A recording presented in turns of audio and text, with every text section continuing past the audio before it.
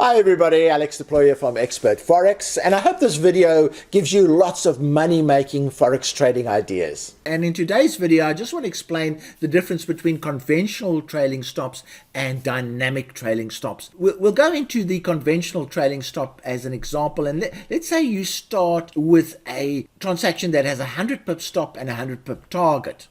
Now, the idea of trailing stops is to lock in profits as you make them and not give back to the market anything. So one could have the situation where the transaction goes plus 80, and if you don't have trailing stops, it can reverse all the way back and hit your stop over there. So you've gone from plus 80 to minus 100. So we want to avoid that type of thing, and that's where trailing stops play a role. Now, trailing stops need three items. You need to tell it how big the trailing stop should be. You also need to tell it when to activate the trailing stop, at what profitable level you want to activate it. And the next one is how often do you want it to step, in other words, update the trailing stop. Now, in this example, I'm going to use a 50 pip trailing stop, 50 pips. I'm going to activate the trailing stop at plus 50, and I'm going to have steps of 10 as it moves closer to the target. So what happens is when the transaction goes plus 50, the trailing stop activates, and what it does, it activates and gives a 50 pip trailing stop. Now you can change those values. This could have been a 30 pip trailing stop, but I'm using 50 pip just to illustrate. So what that means, that if this transaction reverses and goes back, at worst you'll get out at break even, but it gives the transaction 50 pips of freedom, so the price can go negative and then go positive. It gives it that amount of freedom. So then the price moves on to plus 60. So now this is where the trailing stop starts working. So then it jumps down, and it is now locking in that 10 pips over there as profits, and it is still trailing by 50 pips, and it is now 40 pips closer to the target. And then it moves one down to plus 70. Again, it's trailing by 50, it's locked in 20, and there are 30 pips to go to the target. And as you can see, it's locking in more and more profits as it's going on. So it gets to plus 80, it locks in another 10 over there, and it is closer to the target.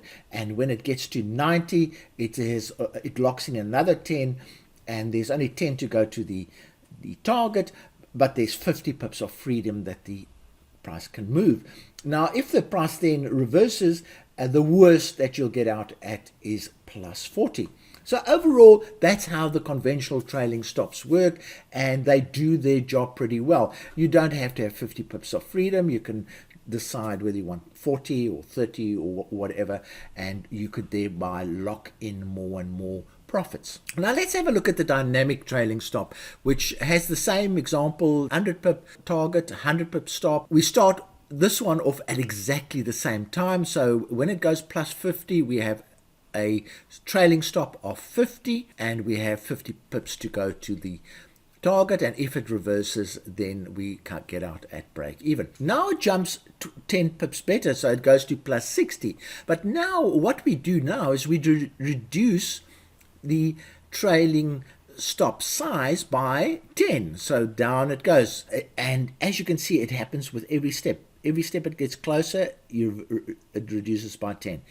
Every step it goes closer, it reduces by 10 by 10. So the trailing amount becomes smaller and smaller. In fact, it is equal to the amount to the target. So here we have 40 pips stop, 40 pip target, 30 pip stop, 30 pip target, 20 pip stop, 20 pip target, and then 10 pip stop, 10 pip target. So you can see this one, if the price now reverses over here and goes back, you'll still get out at plus 80. And that's the benefit of the dynamic stop, is that you're giving away less to the market, because you basically squeezing the price into the target all the time, or it will hit the stops, but at least you won't be giving back as much as the conventional trailing stop. So I hope I've given you some ideas for your next Forex trading trade. Thanks for watching this video.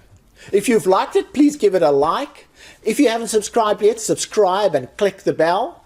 But most importantly, share this video. You can do this in many ways. Message your friends, send them emails, or share it on social media, on Facebook, on Twitter, and those kind of places. So from me, Alex Aploy, cheerio.